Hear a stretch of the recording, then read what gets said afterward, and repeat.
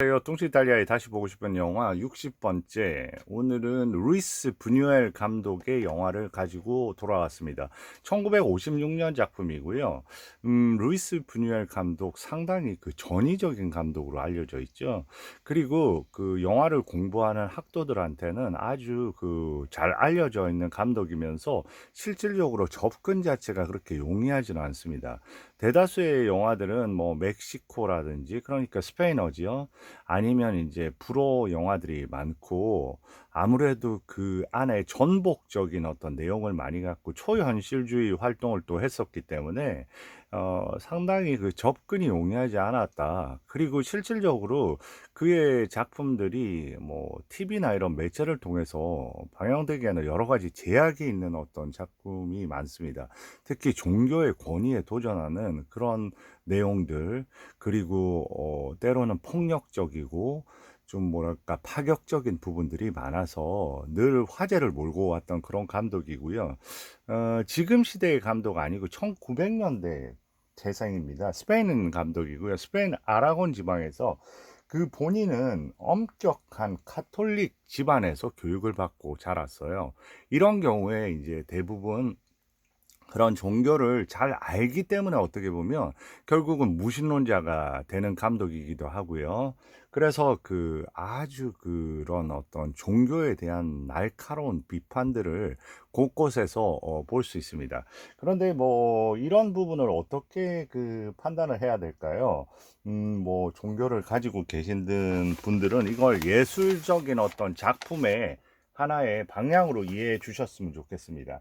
그래서 이 루이스 부뉴엘 감독에 대해서 프레디 부아치라는 작가가 쓴 책의 시작이 이렇게 시작이 됩니다. 시적으로 말한다면 기존의 가치에 도전하고자 하는 모든 예술 작품은 우선 가족, 종교, 애국심 같은 보편적인 에토스를 뒤흔들고 그로부터 완전히 탈피하는 데서 출발해야 된다. 제가 봤을 때는 그런 거죠. 이런 어떤 그 분유엘의 영화 자체는 권위, 위선, 오만함, 그 시스템 이런 거에 대한 어떤 도전. 그리고 어떻게 보면 제가 이 영화를 보여드리기 전에 그존 휴스턴의 시에라 마드레의 황금이라든지 그 아프리카 여왕도 보여드렸으면 좋았을 건데, 그리고 그 최근에 그 앙리 조르주 클루조의 영화 중에서 상당히 강렬하게 보셨던 공포의 보수, 비슷한 시기, 그렇게 멀지 않은 시대의 영화고요. 어떻게 보면 인간의 욕망, 그리고 사람과 사람과의 관계 속에서 나오는 선과악의 문제, 이런 부분의 연장선상에서 보셔도 그렇게, 그래서 제가 첫 번째 이 1956년 영화는 보다 이해하기 용이한 영화로 해서 루이스 부뉴엘이라는 감독에 대해서 접근을 한번 시도를 해봤습니다. 상당히 그 파격적인 영화들이 많았었고요. 대표적으로 보면 그 영화의 시작점, 첫 장편 시작점 자체가 여러분들이 화가로서 잘 아는 살바도르 달리하고 그 협업을 했어요. 둘이, 그게 바로 안달루시아의 개라는 영화, 안달루시아의 개라는 영화거든요. 그게 언제적 영화? 1928년 영화입니다. 여기서 살바도르 달리하고 루이스 부뉴엘이 같이 각본을 썼고요. 그때 둘 다 이제 초현실주의의 어떤 계보에 들어있던 시기였죠. 거기에서 직접 연기까지 합니다. 달리는 신부 역할을 하고요. 의미심장하죠. 루이스 부뉴엘은 면도날을 든 남자의 역할을 하면서 면도날로 그 눈을 반쪽 이렇게 잘라내는 그런 어떤 장면으로 파격을 만들었던 그런 영화고요. 아주 뭐 그 영화 학도는 다 필수적으로 봤던 그런 영화들입니다. 그리고 나서 1930년에 황금시대라는 영화로 또 다른 파격을 부릅니다. 이 영화거든요. 루이스 부뉴엘이고 살바도르 달리하고, 그러니까 황금시대 아지도르.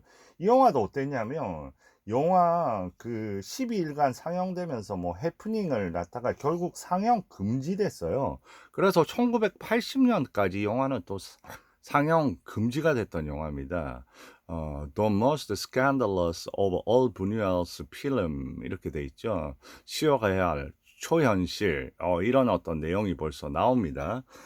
그러고 나서 이제 빵 없는 돼지 32년, 그리고 47년 그랑 카지노, 그런 영화들을 멕시코에서 찍고요.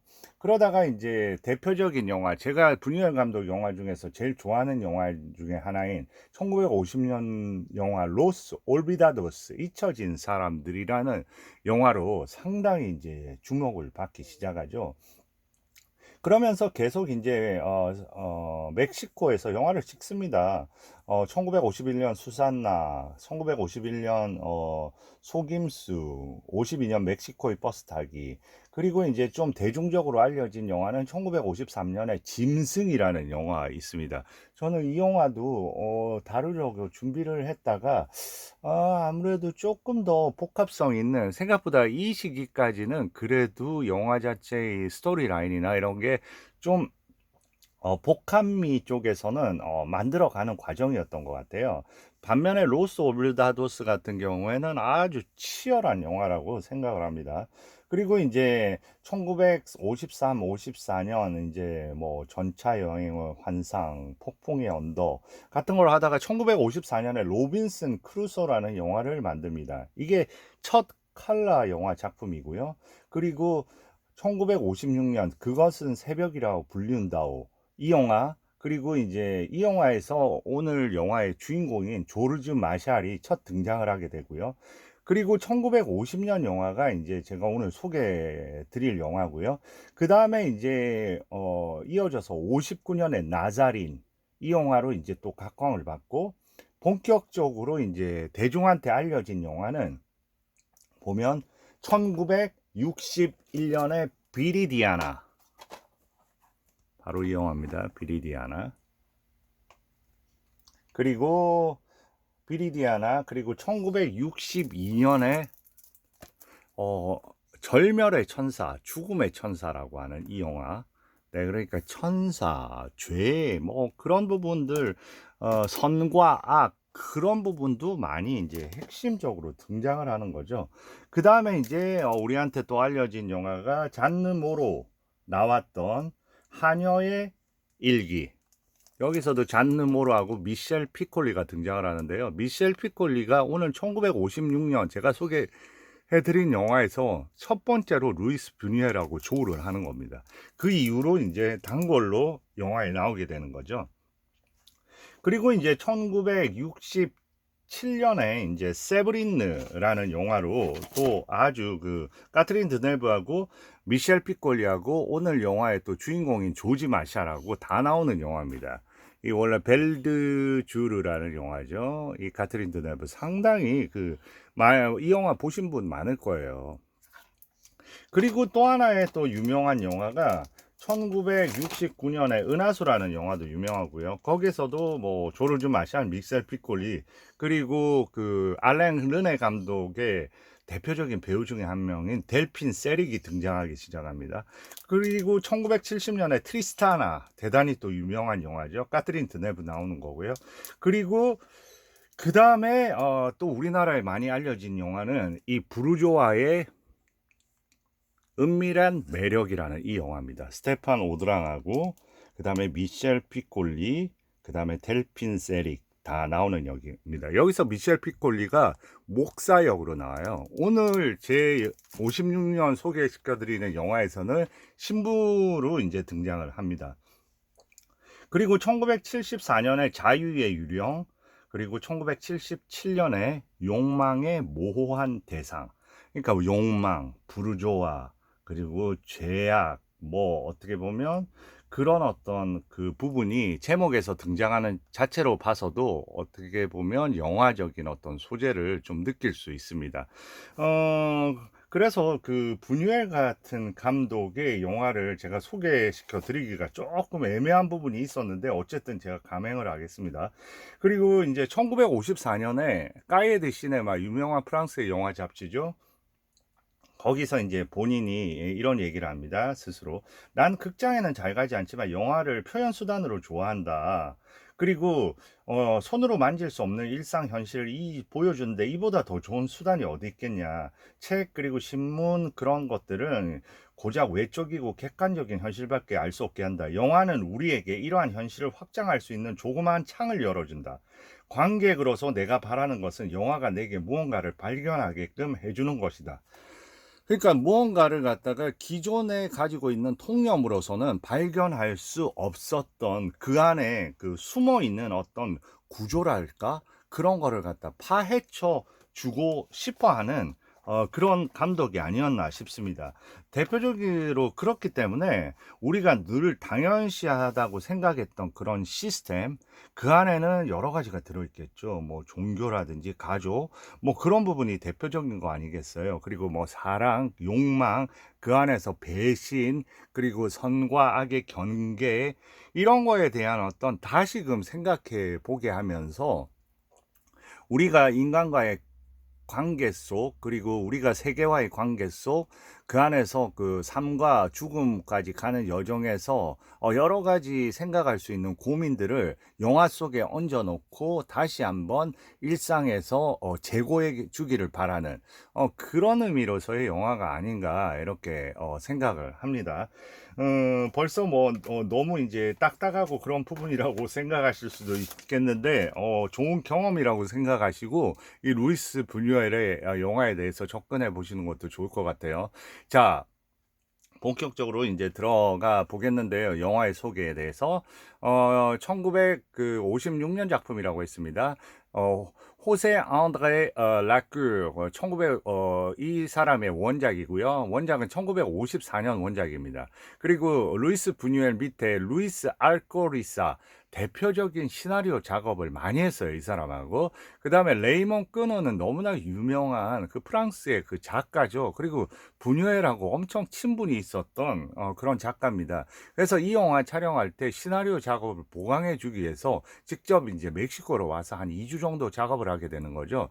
대표적인 소설로는 지하철의 소녀 자지라는 소설이 있습니다. 그것도 아마 절판이 됐을 거예요. 상당히 쉽지 않은 소설이기도 하고요. 그리고 여기 이제 그 촬영 감독은 호르헤 스탈 후니오르, 이제 스페인어는 이제 J 발음을 히읗 발음을 하니까요. 그런데 이 사람이 누구냐 하면 요 얼마 전에 보셨던 영화 기억나세요? 악의 정원. 네, 악의 정원. 기억나시죠? 이 영화의 원래 그 촬영 감독이 크라스너인데 크라스너하고 같이 공동 작업을 했던 촬영 감독이 호르헤 스탈 후니오르입니다. 그래서 상당히 그 멕시코에서 명망 있는 그런 어떤 촬영 감독이고요. 무수하게 많은 영화를 찍었습니다. 그 다음에 그 아래에 폴 미스라키, 프랑스의 대표적인 영화음악 작곡가예요. 그래서 생각보다 앙리 조르주 글루조, 저번에 그 공포의 보수, 그 영화 감독이죠. 그 감독이 만홍이라는 영화를 찍거든요. 그 만홍에서 그 음악을 담당합니다. 그리고 이브 알레그레라는 감독이 있습니다. 이브 알레그레는 누구냐면 이 영화에서 나오는 시몬 치노레의 첫 번째 남편이에요. 그 감독이 만든 오만한 사람들이라는 영화 있거든요. 그것도 어디 있을 텐데 그 오만한 사람들이라는 영화의 음악을 또 담당을 했습니다. 그리고 이제 그 영화 배우에 대해서 소개를 해드리겠는데요. 인원이 이제 상당히 많은 편이죠. 조르지 마샬, 샤르크. 여기서 이제 아주 그 모험가적인 느낌이 있는 건장하고 야망이 있으면서 아주 좀 격정적인 인물을 소화하죠. 조르지 마샬이라는 배우는 당대에 어떻게 보면 그 장말에 아실 겁니다. 마치 그 장곡도의 페르소나 같은 그런 배우였죠. 장말의 스타일의 배우인데 장말의만큼 그렇게 큰 인기를 얻지는 못했어요. 그런데 어쨌든 이 영화를 통해서 이 영화 바로 전의 영화 그것은 새벽이라 불러다오, 이 1956년 이 영화를 통해서 이제 그 루이스 뷰니에라고 관계를 맺으면서 그러면서 그 다음에 다수의 영화에 출연하게 되는 거죠. 오늘 영화도 그렇고 그 다음에 은하수라는 영화, 세브린느라는 영화 에서 같이 등장을 하게 됩니다. 그 다음에 미셸 삐꾸, 시몬 시뇨레 너무나 유명한 배우죠. 여기서 어떻게 보면 매춘부의 역할을 하는데요. 그리고 그냥 욕망의 화신입니다. 너무나 그 상황에 따라서 다양하게 변하는 극단적인 그 욕망의 표본 같은 인물로 이렇게 보여지고요. 이 영화에서. 여기서 이름이 원래는 이게 그 스페인어로 돼 있는데 이 진이라고도 할 수 있고 불어로 하면 쟁이라고 할 수도 있는데 이 번역본에서는 진아라고 표현을 하더라고요. 근데 저는 그냥 쟁이라고 표현을 했으면 좋겠어요. 그리고 미셸 피콜리 역시나 그 대배우죠. 제 동영상 보면 미셸 피콜리의 인터뷰 같은 것도 나와 있을 겁니다. 특히나 장리 꼬다르의 영화 기억하시죠? 그 메프리 경멸에서 그 작가 역을 멋있게 소화하죠. 여기서 신부 역으로 나오는데요. 또 다른 영화에서는 자유의 유령에서는 목사 역으로도 나오고요. 그리고 아주 그 은하수에도 등장하고 세브린 카트린 드네브하고도 등장하고 잔 느모르하고 같이 등장하는 하녀의 일기에서 등장하고 루이스 부뉴엘의 이 작품 이후부터 단골 배우가 되는 그런 엄청난 배우죠. 처음에 시작은 영국 배우로서 시작을 했다가 그 다음에 이제 이 시기 이후에 본격적으로 각광을 받으면서 아마 그 프랑스에서 가장 그 연기력 있는 어마어마한 또 필모그래피를 갖고 있는 그런 대배우입니다. 여기서 리자르드 신부 역을 하고요.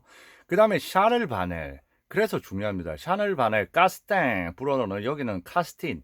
그냥 카스틴으로 하는 게 좋을 것 같아요. 여기서는 다이아몬드를 채굴해서 어느 정도 그 여유를 가진 늙은 채굴업자 역으로 나오고요.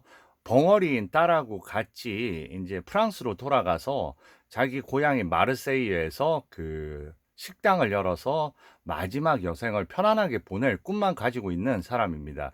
그의 이제 딸 역으로 이제 미셸 지라르댕이 나오는 거죠. 근데 샤를 바넬은 저번에 공포의 보스에서 조라는 역할 기억하시죠? 엄청난 배우입니다. 무성 영화 시절부터 해서 유성 영화를 시대로 넘어오면서 본격적으로 더 각광을 받았죠. 그 미셸 시몬 같은 배우하고 절친한 친구입니다. 그래서 여기서 보면 그 공포의 보수라는 영화를 보셨기 때문에 그 캐릭터를 그대로 옮겨와서 조라는 캐릭터를 그대로 옮겨와서 여기에 연결시켜도 좋을 만큼 그래서 그 제가 봤을 때는 그 아프리카 여왕 존 휴스턴의 영화까지 보여드렸으면 좀 더 이제 복합적으로 이해하시기에 도움이 될 겁니다. 이 영화를 보시는 와중에 그런 느낌을 좀 가지시면 될 것 같아요. 존 휴스턴의 영화에 그 시에라 마드레의 황금 그리고 공포의 보수 이런 영화하고 좀 연결 지으면서 생각을 하셔도 이해가 좀 높아질 수 있으리라고 생각합니다. 그 다음에 미셸 지라르댕 여기서 보면 16살이고요. 이 영화 찍을 때 거의 이때 오디션 프로그램을 통해서 순식간에 벼락스타가 된 어떤 여배우입니다. 그런데 이제 이 여배우의 첫 영화 출연 작품이기도 하고요. 여기에는 순수함의 표본, 이름 자체도 마리아죠. 그런 카스틴의 딸의 역할로 나옵니다. 벙어리죠. 그런데 이 미셸 지라르댕은 이 이후에 엄청나게 국제적으로 다양한 영화를 찍으면서 유명해지는데 안타깝게도 해서 여러 가지 특히나 연애사에 걸친 어떤 그런 문제와 그 다음에 어느 정도에서 그 캐리어가 이렇게 망가지고 그래서 40도 거의 못 넘기고 결국은 수면제 과다 복용으로 자살해서 사망을 합니다. 그러니까 참 영화 이렇게 보시면 약간 잉글리드 버그만 같은 젊었을 때 어떤 순수함이 느껴지는 그런 배우거든요. 그래서 이 영화를 볼 때 좀 안타까움이 좀 있는 것 같습니다. 그리고 이제 그 밑에는 티토 훈코, 첸코라고 어떻게 보면 시몬느 시녀레하고 같이 그 배를 모는 선장 같은 역할인데 아주 그 권력과 내통해서 자기 이윤만 챙기는 그리고 시몬 시뇨레하고 거의 뭐 동업에 가까운 그런 약간 악인의 역할이죠.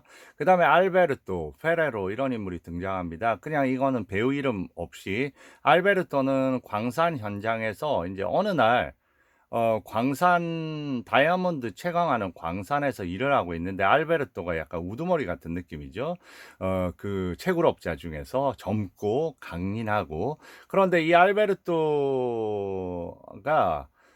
어느 날에서 정부에서 칙령을 발표해서 그걸 국유 소유로 아니면 지정한 사람이 아니면 캐지 못하도록 합니다. 거기에 이제 반항하는 대표적인 인물 중에 하나로 나오는 게 알베르토고요.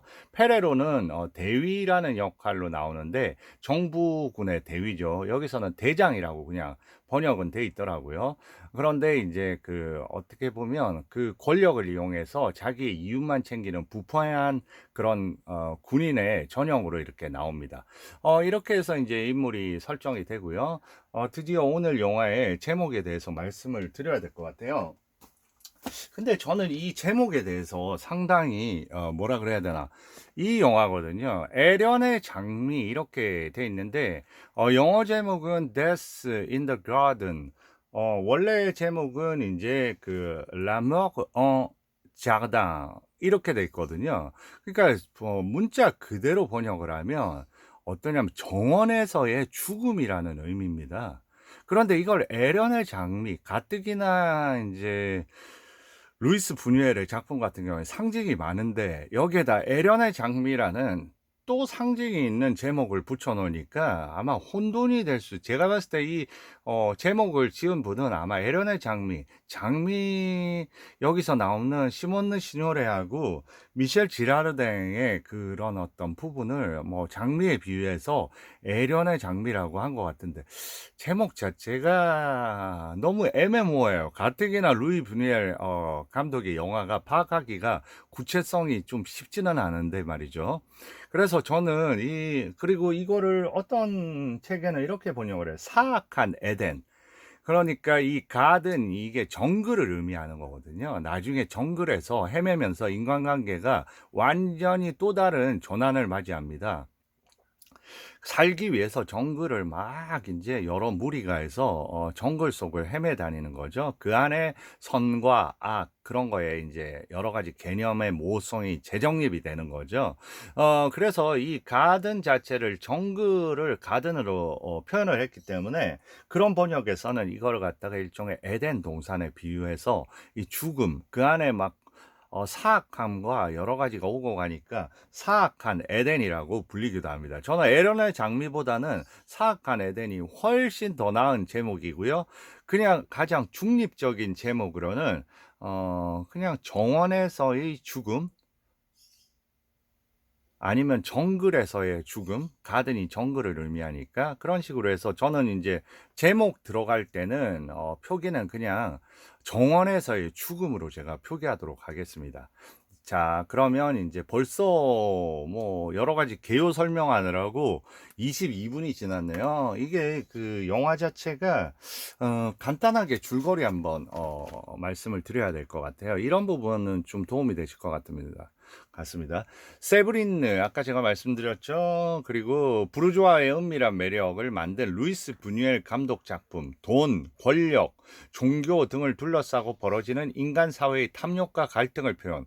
그러니까 이런 돈, 권력, 종교 이런 게 기존의 어떤 시스템이라고 생각하고 어떤 권위라고 생각하는 거죠.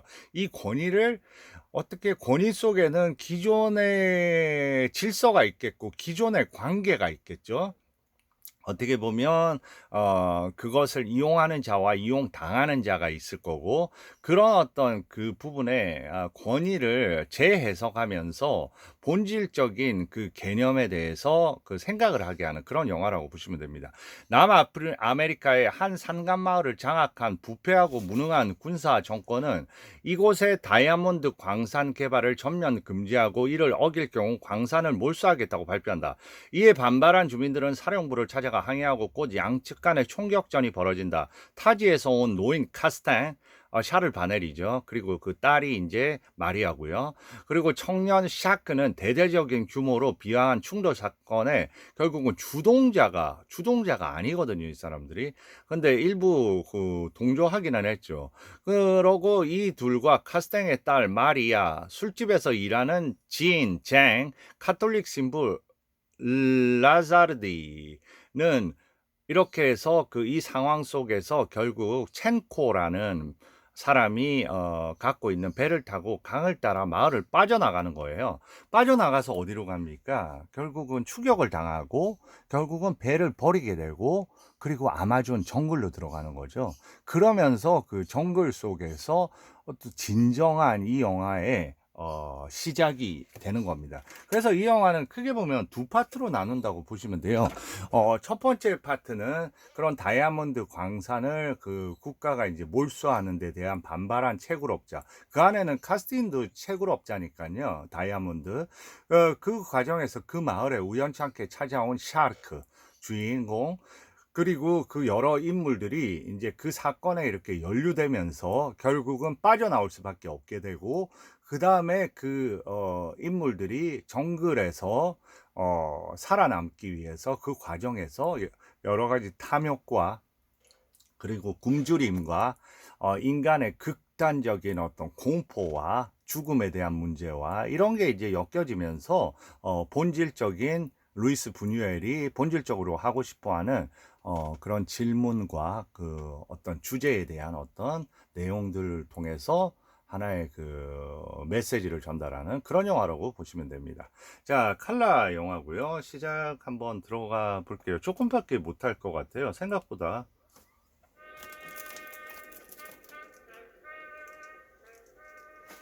네, 심없는 시녀의 샤를 바넬, 심없는 시녀에 나오고요.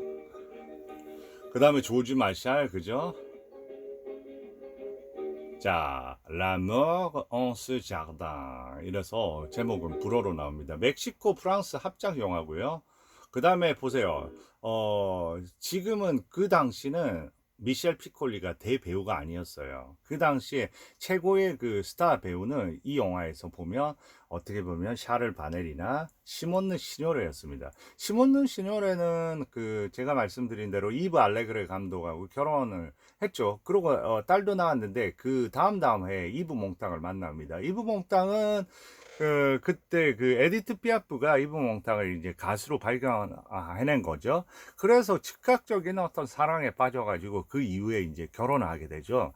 시몬느 시노레하고 이브 몽땅이 그러면서 그들이 이제 사는 집 자체가 어떻게 보면 문화적인 어떤 그런 어떤 중심 살롱이 됩니다. 거기에서 이제 뭐 다양한 작가들부터 뭐 장곡도부터 해서 루이스 부뉴엘도 드나들게 되면서 그렇게 해서 인연이 되는 거죠. 그래서 이 영화에 대해서 시몬느 시노레는 이렇게 얘기합니다. 뭐 루이스 부뉴엘하고 같이 이제 영화를 찍는다는 거는 거의 뭐 바캉스나 다름없다고. 그래서 너무나 이제 즐거운 어떤 시간을 보냈다고 하는데 실질적인 그 루이스 부뉴엘이 역으로 또 그때 시몬 시뇨레에 대해서 얘기할 때는 그렇습니다. 그때 상당한 어려움이 있었다는 어떤 왜냐하면 영화 자체 촬영 현장이 너무 힘들기는 했을 것 같아요. 그리고 시몬 시뇨레가 여기서 연기하는 그런 어떤 쟁은 극한의 어떤 그런 연기를 할 수밖에 없는 그런 상황이라 쉽지는 않았을 것 같아요. 이제. 네, 미셸 지라르도 그러니까 신인이 되니까 맨 마지막에 저렇게 등장을 하죠. 그리고 그렇게 천천히 영화가 네. 자, 지금 보면 제일 처음에 어떤 부분 보여줍니까? 열심히 그 다이아몬드, 금 이런 것들을 이제 채굴을 하는 거예요.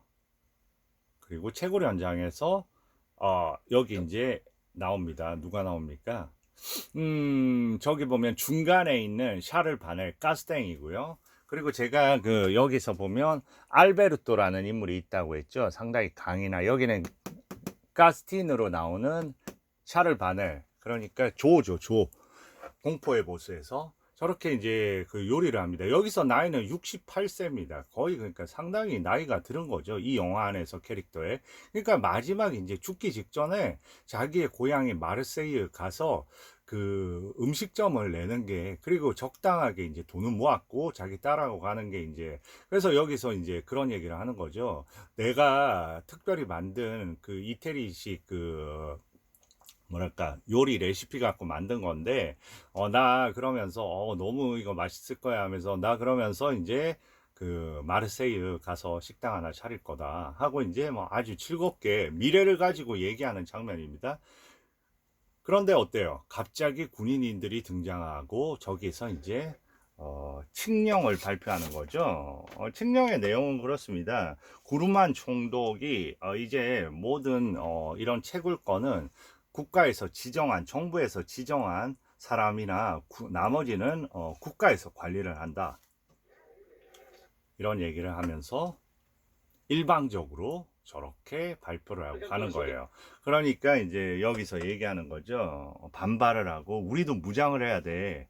그러니까 결국은 무장을 안 하면 안 돼. 우리가 직접 가서 따져야 되겠다 하면서 따질 때 누구를 얘기하냐면 페레로 대위. 여기서는 그냥 대위인데 카피탄이니까 대위인데요. 그냥 저기선 대장이라고 하니까 그 페레로 대장을 만나러 가자. 이렇게 해서 사람들이 가는데 어때요? 저는 여기서 보면 다 저렇게 움직여 가죠? 근데 어떻게 보면, 예, 보셨죠? 잠깐 전에. 혼자만 남아가지고, 네, 혼자만 남아있죠? 저런 부분이, 그냥 쉽게 넘어갈 수 있는 부분인데, 벌써 여기서부터 저 캐스틴이라는 캐릭터를 준비해 나가는 것 같아요. 한편으로 보면 지금 저렇게 몰려가는 게 무슨 소용이 있을까? 자기만의 꿈 안에서 고정돼 있는 사람이죠. 나는 이제 세상사에 관심이 없는 거죠. 나는 뭐 마르세유에 가서 그냥 식당 열고 편안하게 내 벙어리 따라고 마지막 여생만 하면 되는 건데, 이 무슨 나하고 상관없는 일 뿐인데 저렇게 몰려다니나 이렇게 하면서 가죠. 그러니까 어떻게 보면 수동적인 인간의 어떤 표본입니다. 나이도 그렇고요. 자, 지금 그러면서 바로 이제 체스 장면. 체스 장면, 체스는 누가 두고 있겠어요? 그 페레로 대장이 두고 있겠죠? 그러면서 왼쪽이 페레로 도장, 오른쪽이 중입니다. 무슨 일이야? 그러니까 그들이 해서 그 칙령에 대해서 무장을 하고 왔다고 얘기합니다. 그리고 당신을 만나고 싶다고. 그러니까 전해라. 뭐라고 전했어? 무장 다 풀고 그냥 무기 둔 채로 오면 받아들이겠다 하니까 여기서 얘기하는 거죠. 무장을 안 한다고? 그러면 무장이 곧 힘인데 그거는 할 수가 없다고 합니다. 그러면서 네, 안 된다고 하네요. 그러니까 뭐라고 하냐면 체스판을 싹 뒤집으면서 중이한테 얘기합니다. 다 쓸어버려. 그러니까 공포탄을 나파를 먼저 하고요. 저렇게 뭐 군중 심리와 똑같죠.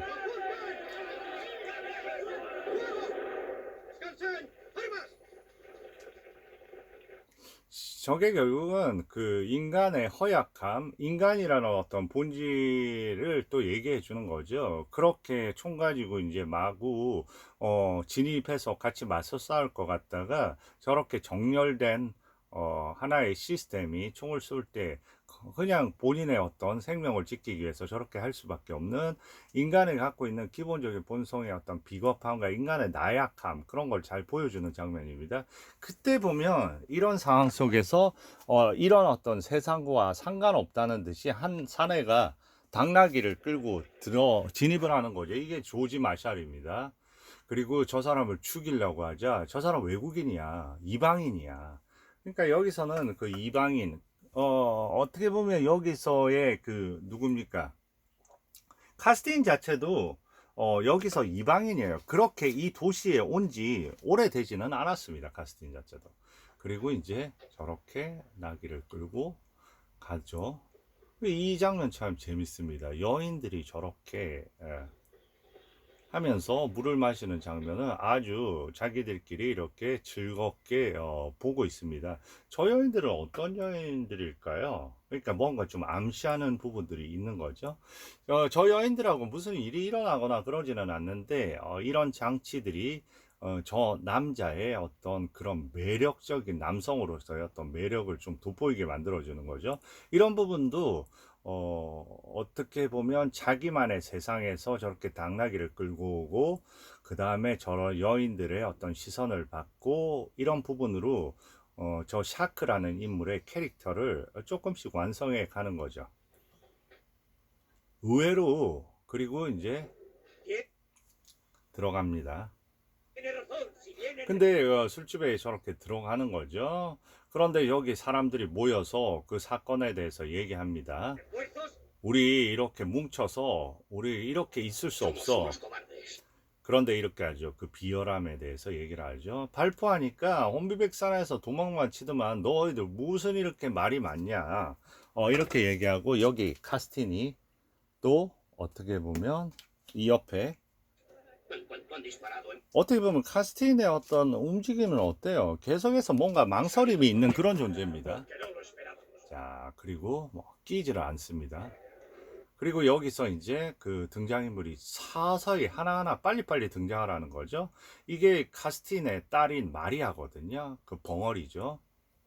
그 아주 순진함의 표본이죠. 그리고 아마 아버지가 새 구두를 사줬나 봅니다. 근데 저 구두를 밟아요. 밟고 모르는 체를 합니다. 그러니까 아주 짓궂기도 한 거죠. 그러니까 저 당신 나 저거 밟고 있다고 얘기하니까 왜 그래 하면서 빼달라고 하면서 하는데 그걸 가지고 즐깁니다. 그런데 이제 나타난 거죠. 내가 저 애 아버지인데 너 그딴 식으로 네가 만약에 아버지면 그렇게 행동을 하겠어? 하면서 막 하죠. 네. 그러니까 오히려 윽박지르면서 멍청한 영감탱이 같으니 하면서 어떻게 보면 아나무인인 인물이죠. 어떤 인물인지 모르지만 제멋대로의 어떤 인생을 살아오고 자기만 믿는 어떤 그런 존재 같습니다. 아무나 무시해버리고 자기가 모욕을 주고 싶으면 모욕을 주고 그런 어떤 캐릭터로 나오는 거죠. 거기에 대해서 어때요? 자기 딸 하나 보호할 수 없는 그런 어떤 노쇠한 늙은이로 오로지 꿈만 꾸고 있는 어떤 그런 인간으로의 어떤 카스틴이 보여집니다.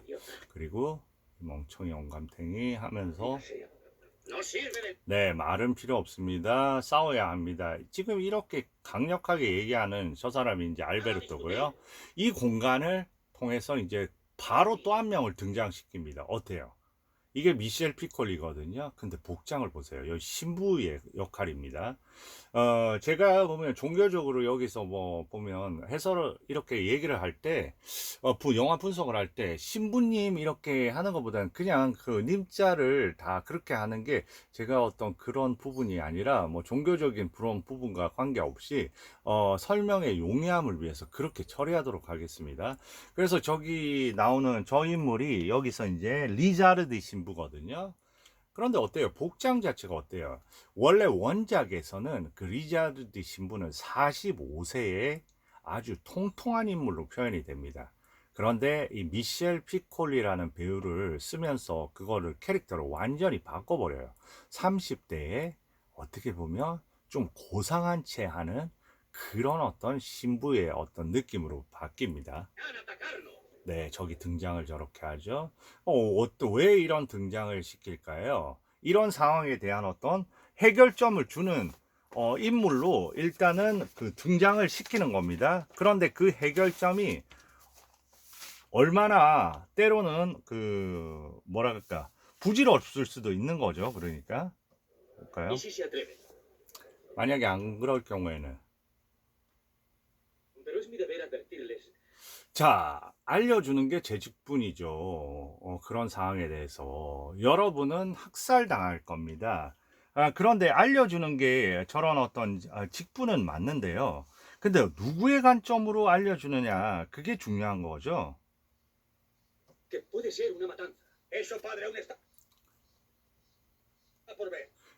그러니까 여기서 이렇게 얘기하는 거는 항상 그 알려주는데 당신의 얘기는 그들의 관점에서 얘기하는 거 아니냐 이런 겁니다. 그래. Hombres del coronel Sandoval están a un día de camino. ¿Lo entienden? Eso ya lo veremos cuando llegue. Pero será una matanza inútil. Una revuelta siempre acaba en una represión despiadada. 자, 이렇게 얘기합니다. 당신이 일이나 신경 써라. 그러니까 할 수 있는 얘기는 어떤 정부의 입장에서의 그 담화를 반복하는 것밖에 없습니다. 사람들한테 안 통하는 거죠.